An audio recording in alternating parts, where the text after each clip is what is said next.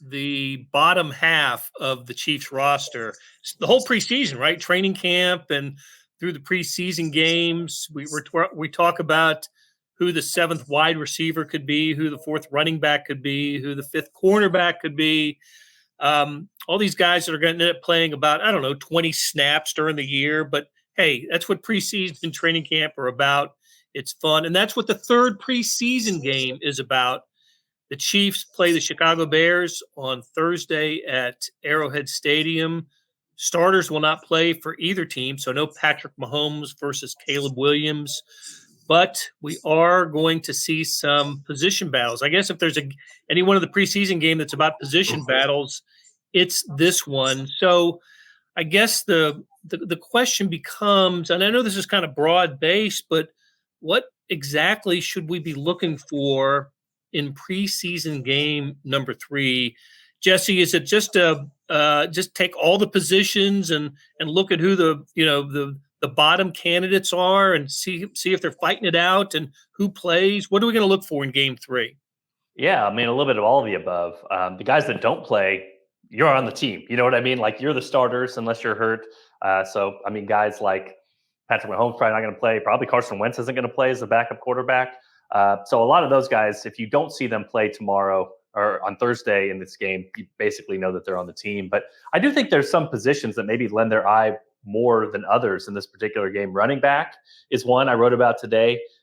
Blair just kind of unsettled at the back end. We still don't really know with Clyde Edwards-Helaire. He's missed about half the camp practices with the PTSD that he has. And so it seems like the Chiefs like him and will get him back on the field if they want. But could he be shifted to a list that maybe keeps him off the roster to start the season so he can build back up? I don't know yet, but Carson Steele has performed well. Deneric Prince seems to be right on the bubble. So a position like that, receiver, McCole Hardman even mentioned to you yesterday, Blair, that he's sort of on this sort of roster bubble and wonders what's going to happen with him. But guys like him, Justin Ross, Nico Remigio, that's their last chance to make an impact. And then linebacker, the Chiefs have some guys in the linebacker room that are rookies, Swayze Bozeman, Curtis Jacobs, who are kind of pushing guys like Cam Jones that have been at the end of the roster in previous seasons. So you look at all those sorts of things. It's not probably the most compelling of television that the Chiefs have in the preseason, but there are some roster battles to be won. And every year we're surprised by somebody making it. Usually those guys perform well in preseason week number 3.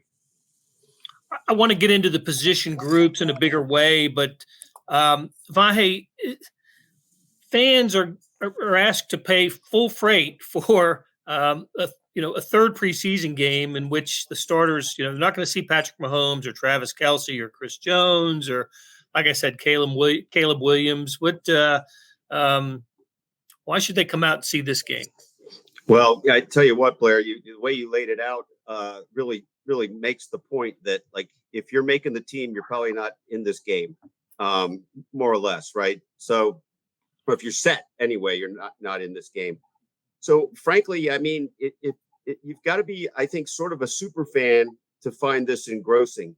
And fortunately for the Chiefs, there's plenty of super fans. I mean, I think, you said this earlier, but really there's been, I don't think you'd say there's a lot of drama to camp at the top ends of the roster. I think the whole camp has been about, can they develop depth? Because I think we've talked about this before, but I think you have to feel pretty good about certainly the starting lineup and certainly a few positions with some depth. But I think the absolute question for the Chiefs this year is, can they continue to avoid catastrophic injuries? And if they do have some bad injuries, who's stepping up? They've had kind of the good fortune to have guys ready at meaningful positions where injuries were suffered in the last couple of years. And obviously the most dramatic things were with Tranquil being able to be part of things last year. And, Mike Edwards able to be in there for Brian Cook. So in a way, this is the most intriguing preseason game because you're going to, I think, get a chance to have a sense of who most could fill those roles. But I think also it's the game itself, right, almost couldn't be more meaningless. And I think that's what's a challenge. And yeah, we'll see. I would like to throw this at you guys though, too. Right now, how many spots do you feel like are virtual locks? 40-ish, 45-ish? Is that too many? Is that too few? I mean, I think if you're the Chiefs, that's what makes them good, is that there's not many spots available. You go into a camp and you sort of know what's out there. By the way, the reason to attend this game, guys, is tailgating. That's the reason. It's the worst part of our job, is to park and then walk through all the barbecue and adult beverages that are being partaken in when we go up to the stadium, and knowing that a lot of people right there on the outside are having a really good time. But, I think the main spots we're talking about are the ones I mentioned earlier, Vahe, is back into the receiver room. Maybe you're talking about one spot there. Back into the running back room, maybe one spot there. I think the linebackers is pretty open. But the back end of all these rooms, it's kind of like you're deciding between, receiver 6 or 7 or cornerback 6 or 7. And this is where you can separate yourself. And we know this too from last year, like a guy like Amir Smith-Marset. If you do really well in one of these games, potentially you can get traded to somebody else. I mean, the film is the film. And so these guys, it is good when they can get out there and make a play and have sort of an NFL highlight and potentially open the eyes of other teams. And that's sort of the spot the Chiefs are in right now. They know most of their roster. Maybe the Carolina Panthers don't know most of their roster. And if that's the case, then potentially one of these guys can show off and show out and potentially end themselves up on an NFL roster by the next couple of weeks. And if that's the case, then week 3 will be worth it. Just one last thing about the matrix that I find kind of interesting, and Jesse, with regard to Clyde Edwards-Helaire and things we've spoken about and what you've written about. So on one hand, you've got the dynamic of Matt Nagy saying, well, we know what Clyde can be, and not necessarily feeling Clyde needs to demonstrate anything, but we've still sort of got a little bit of mystery about his availability, in game out, week in, week out. And then you've got Dave Toub, the special teams coordinator, saying he's going to, pound the table for Nico Remigio, which may or may not matter much. But it's funny that you've got all this kind of different input that's going to be part of how these last decisions get made, and hard to say what obscures one aspect and what ultimately bears out.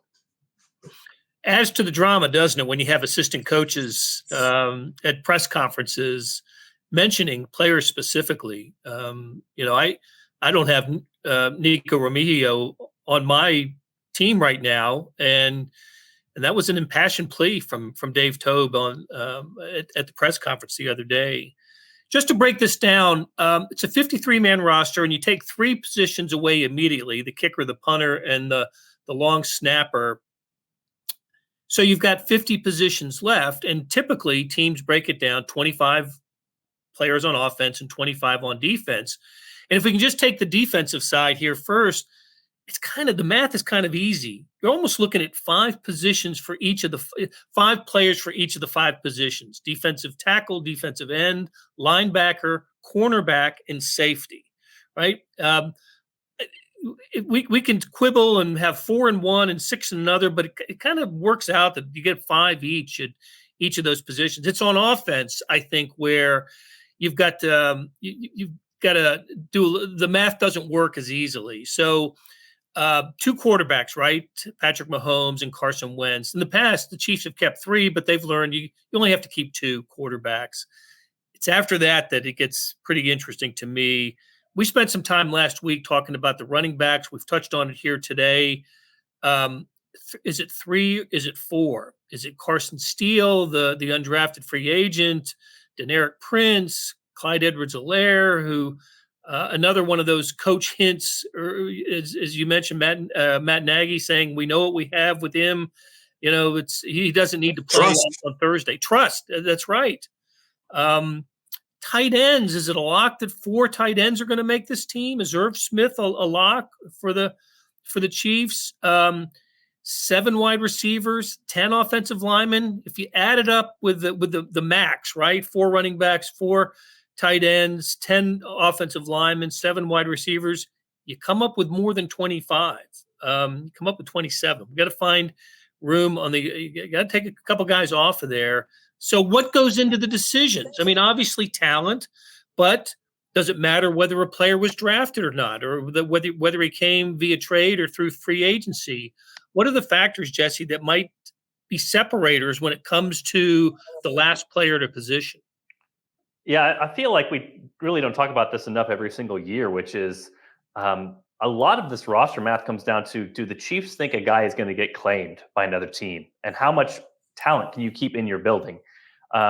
Things that work against guys like Nico Remigio and Deneric Prince are, they've been on the practice squad before, and every team has to get down to 53 is making these tough decisions. It's just really tough unless you see something crazy on tape to cut one of your own players to sign a guy from the Chiefs. I mean, you got to be really confident, because these teams already are getting down to 53, feel like they're going down the same thing. They've been with these players the last 4 weeks. They don't want to cut them. So those sort of roster bubble moves, I think the biggest thing for the Chiefs is they try to keep as much talent available. And if they think a guy can get to the practice squad, they can still help you from the practice squad. You can get elevated up to 3 times, throughout the course of the season. And so keeping talent is kind of one of those top things. But you're right, the roster math of this offensively, especially with Hollywood Brown potentially out for maybe 1 or 2 weeks, you would think they would keep 7 receivers to try to maybe kind of make up for that in the early going, to have enough guys and enough bodies there. But it really does have that trickle down math of like, okay, probably 3 running backs makes more sense than 4. I think 4 tight ends, because Andy Reid uses 3 tight ends enough in sets that you want to have some depth there. But that does really complicate things for the Chiefs. And how do they feel about their backup offensive linemen? How many of those guys do you keep? Do you go 26-24? Do you go 26 on offense, 24 on defense? All those are to be determined. But I do think at the end of the day, I think a big consideration we always have to keep in mind is whether a guy has a good camp or not, can that guy get to the practice squad? And that usually does have some determining factor on whether he remains with the 53-man roster or not. Don't you think candidates like that are people like Remigio, a guy that, although look, he's flashed, he's had a good preseason. The Chiefs are the 2-time Super Bowl champs. Their leftovers are going to be more tantalizing than other teams' leftovers. It's a cruel way of saying it, but it's kind of what they are. I think that's a great point too. And Jesse, I'm glad you brought up that aspect of it, because it's sort of game within the game within the game. And some of those things, where it's just, I don't think any way for us to really have a total grasp on, but obviously they do. And Blair, I like that point too. I mean, aren't you more tempted to look harder at guys that can't quite make the best team in the NFL? So I'm sure it's an imperfect science, but knowing the front office as we do, I think it is a science for this front office, and a lot's going into it. And it'd be pretty cool to be in the room to hear the breakdown of how they assess these very points. We're probably not going to get there, but we can keep nagging them. I think the Nico Remigio thing, you guys mentioned the thing that was so important with Matt Nagy about a week ago. He said with Carson Steele, what he's done so well at running back is he's been in the right place at the right time, and they feel like they can trust him. Nico Remigio, in that first game against Jacksonville, had the ball stripped away from him on a play. And it just seems like the trust has kind of faded over time with that, or just immediately with that, because we did not see him out there as many opportunities the next week in practice. We heard Matt Nagy talk specifically about that particular play. And so this is really where guys can separate themselves up, and it's also where they can separate themselves down. And so I think, unfortunately for Nico, that's been a play he's been chasing ever since. So he needs to put something out there. He needs to have a really good performance in this 3rd preseason game. It's not out of the question, guys, because I remember a couple of years ago, I think it was Thomas Jones.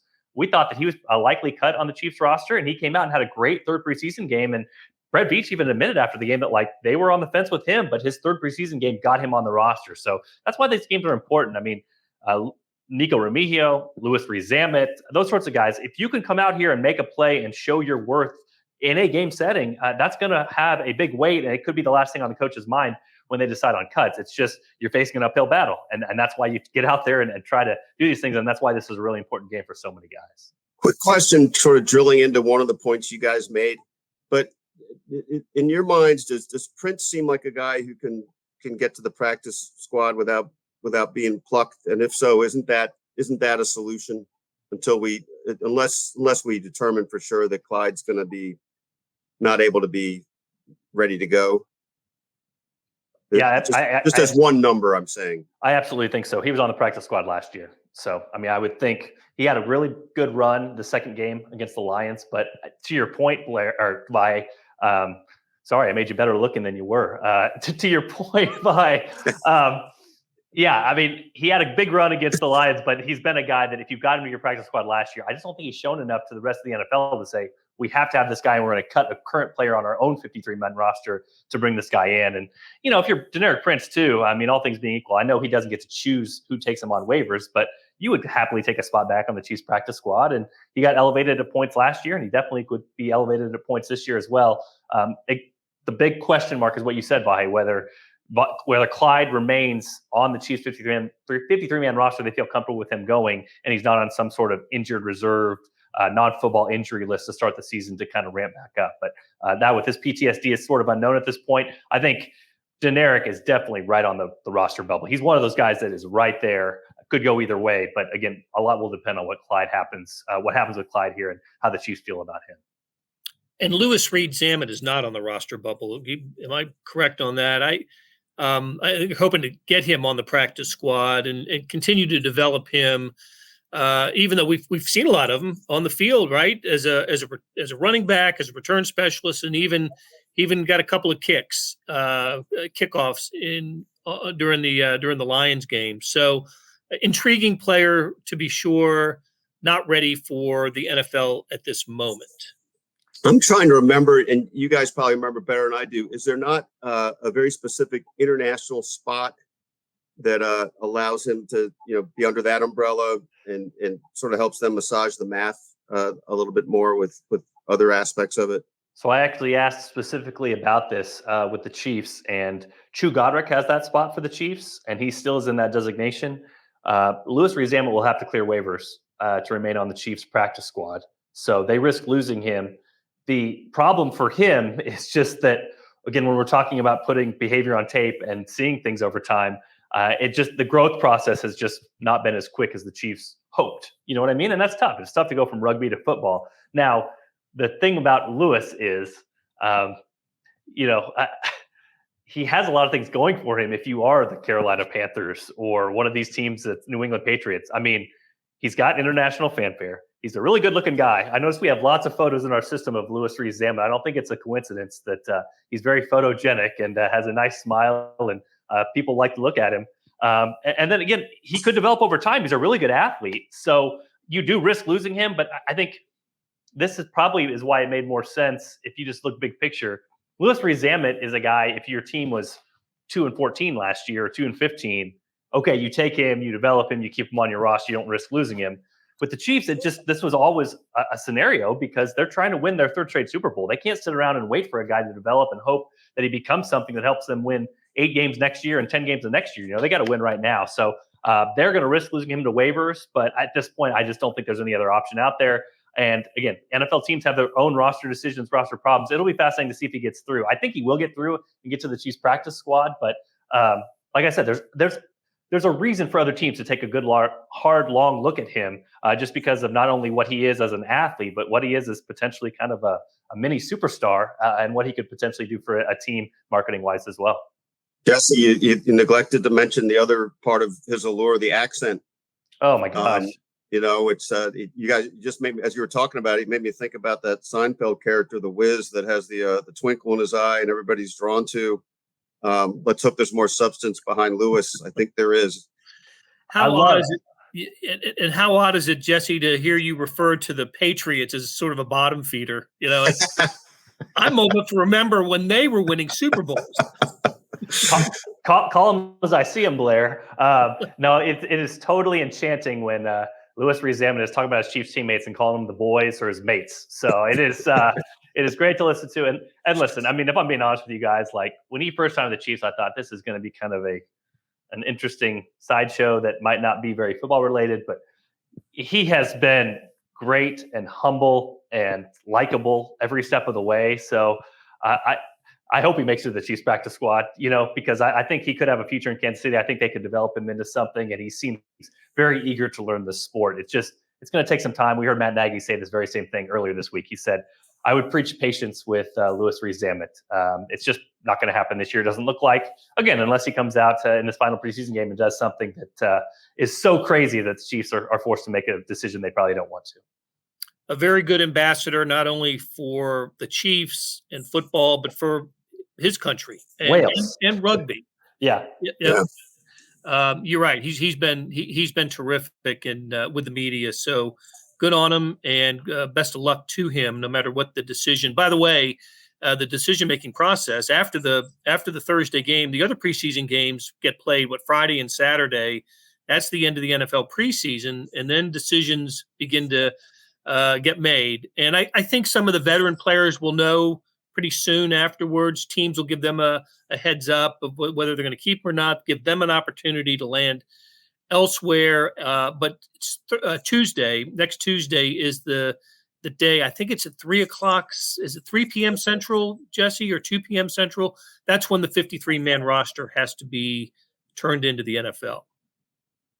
Yeah, and they've changed some rules with it too, which makes it interesting, which is you can place players on IR immediately and switch those guys off. Usually in the past, there's kind of some weird loopholes I had talked about on a previous podcast here where like Elijah Lee would get cut in quotations, and then they would just say, don't pick up your phone for 24 hours. We're going to re-sign you because we have to put a guy on IR. This year, you don't have to do that. So there's a little bit of that roster math that's going to be a little more clear for teams out there. So that'll be good. But yeah, that's always, as you guys talked to McCole Hardman about earlier this week, that's always one of those days where everybody's holding their breath and certain guys knowing their positions, knowing they're kind of on that bubble. It's unsettling. It's an unsettling day for a lot of people. Listen, we've talked about the quality of the Chiefs roster, and obviously for the team that's had all the success that it's had over the last few years. However, they do, come up, I think, a little short in a couple of positions, and the possibility of Brett Veach and the Chiefs making a trade, or claiming a player, or making a trade, or acquiring more talent to shore up a couple of positions on the back end, not out of the realm of possibility. I look at defensive end right now with Charles Omenihu out. We don't.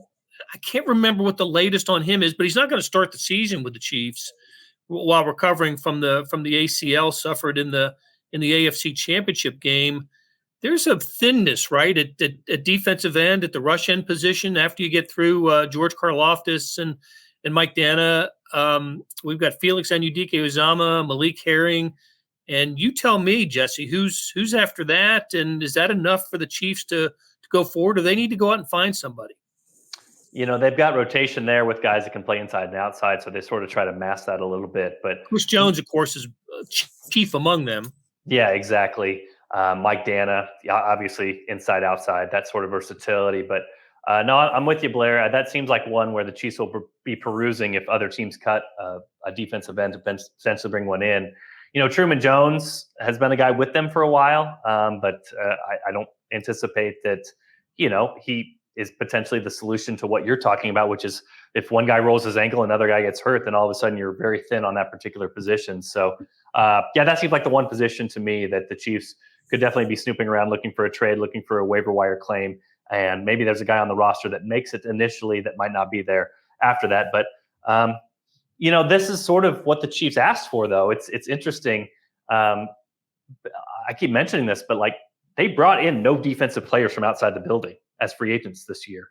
So I think part of their plan here is they believe they can coach these guys up in Spag's really complicated scheme to say, hey, with another year and everybody knows what they're doing and everybody's cohesive, move forward and do what you can do and be creative and have exotic blitzes and sort of go with the thing that you know rather than the thing you don't know. And so I think that's where the Chiefs are right now. It might not be ideal to be a body short there, and they got to hope that a guy like Felix continues to develop and show a little bit more every single week. We saw a little bit more in the preseason this year with his get off and some of his hand movement. That's been better than a year ago. Maybe he can continue to progress, still a really young player. But the Chiefs are sort of rolling with what they got. I mean, you want to talk about, running it back. They've run it back defensively, and that's kind of been the grand plan here for the Chiefs in this particular season on defense. And so they have to hope that works. And whether they bring in another body or not, that's sort of been how they've approached this thing. And that's sort of the thing they're going with. And if it works, then a lot of people will be happy. But if they remain a body short, then I'm sure we'll look back at the offseason and go, should they have signed one more guy there to give themselves a little bit more security? One other place where I wonder if they're a body and maybe a role short is in the backfield still. I mean, if Pacheco gets hurt, and we don't know what's going on with Clyde. I mean, we all love Carson Steele, Crocky J, but I mean that's a lot to put on the shoulders of a guy, rookie, and I don't know that also that they have yet answered anything that tells us they've got the Jerick McKinnon replacement, while Jerick McKinnon is still out there. So I just wonder about that. I mean, I wonder if they'd be motivated to shore that up a little bit with either somebody who's demonstrated more ability to play that role or somebody that's just more veteran depth. There'll be a veteran player on the waiver wire, a veteran running back. There's no doubt about it. And we'll see if the Chiefs are tempted to go in that direction. Hey, so the Chiefs draft class is interesting to me in that there could be a couple of cuts from the draft class, which would be unusual for the Chiefs. It's happened once, twice, but they're in the Brett Veach era, but I don't recall the possibility of 2 drafted players not making the 53. And there's a possibility there, isn't there, Jesse, with Kamal Hadden and CJ Hansen as the leading candidates for that. Yeah, I think when we talk about this too, we have to first acknowledge that, this is sort of the exception rather than the rule. Like the Chiefs are usually very committed to their draft picks and keep them. And that's not how all NFL teams work. A lot of teams cut their 6th and 7th round picks. It doesn't always work out for you. But this year, it seems like those 2 guys are very much in danger. Kamal Hadden was kind of a gamble on talent. He had the sort of size that the Chiefs like at cornerback. Seemed to have maybe some red flags when it came to, character type stuff coming in.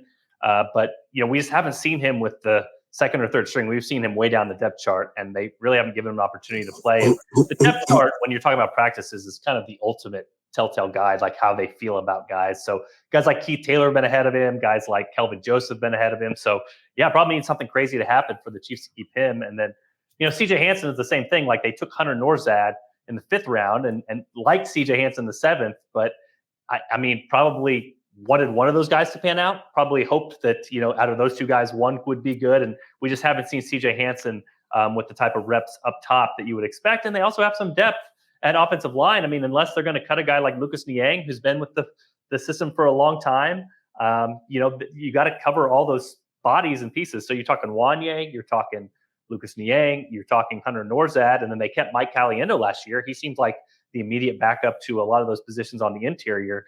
And I guess if you keep 10, maybe you can squint and find a spot for him. But I would definitely say, at least from what we've seen so far, he could be a guy that's a casualty as well.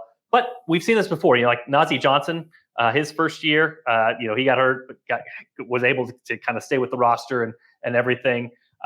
Or actually, I think he was the practice squad his first year, and the 2nd year was when he emerged. But he got back to the practice squad. So still hope for these guys. Darian Kennard's another guy who they released and then got back to the practice squad. So I'm sure there's a chance that these guys don't get claimed by their teams, that they'll remain with the Chiefs. It's just has not maybe gone as quickly as they had hoped with these 2 particular guys.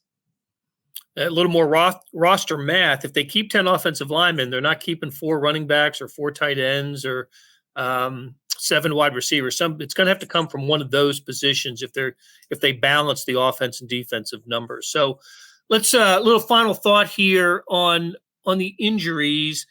Steve Spagnuolo said it earlier this week at the press conference. He hasn't had a practice with his starting 11, even went to 12 and 13 throughout the training camp. And you start with Justin Reed, the safety. He hasn't been available throughout camp. And Chris Jones and Derek Nottie and all the cornerback, all the starting cornerback candidates have missed time. Joshua Williams is the latest. I think we're going to see Jalen Watson get some snaps in the game on Thursday just to get him on the field and get him acclimated to some game speed.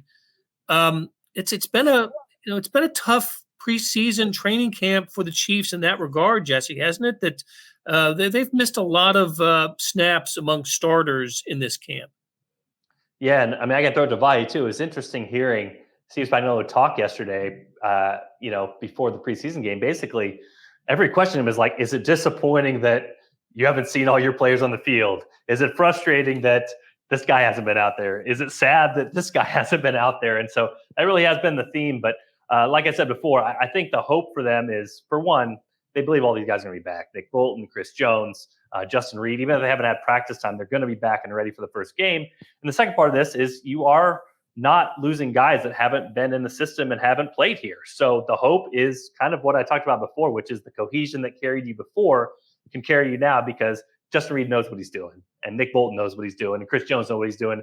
Those guys should be able to hit the ground running once they get back out there. I really agree with that. And I think that last point is, to me, the most comforting point for Chiefs fans, which is that these guys have been here, and they've by and large grown as Spags has ramped up the defense and the looks over the last couple of years. They've been immersed in that. So I think that part of it you can be, you can feel pretty okay about. There is something about, the mesh of playing together at these speeds and with the same units that's, you'd rather have than not. But I don't think it'll impair them much. But maybe it's going to be one of those years where we see the more typical Spags defense that gets way better late in the season instead of starts off pretty good. Well, if it approaches last year's defense, they'll be in pretty good shape, right? Number 2 in yards, fewest yards allowed and fewest points scored. It was an amazing defense for Steve Spagnuolo and the Chiefs. So, okay, Chiefs are out to avoid an 0-3 preseason. I have to look that up. The last time a team went winless in the preseason and went on to win the Super Bowl, I think the Chiefs had a losing record in 2019. Back when they played 4, I think they were 1-3 in the preseason, and then haven't had a losing preseason since then. But they're guaranteed of that losing preseason for the Chiefs this year.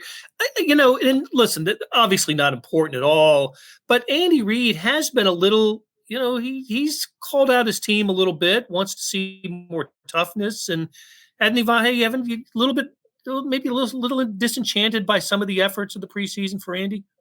Yeah, I think I can't remember if this is verbatim, but the basic notion that he said the other day was that wasn't very good blocking and tackling by I think second and third units is more or less who he called out, and I think that.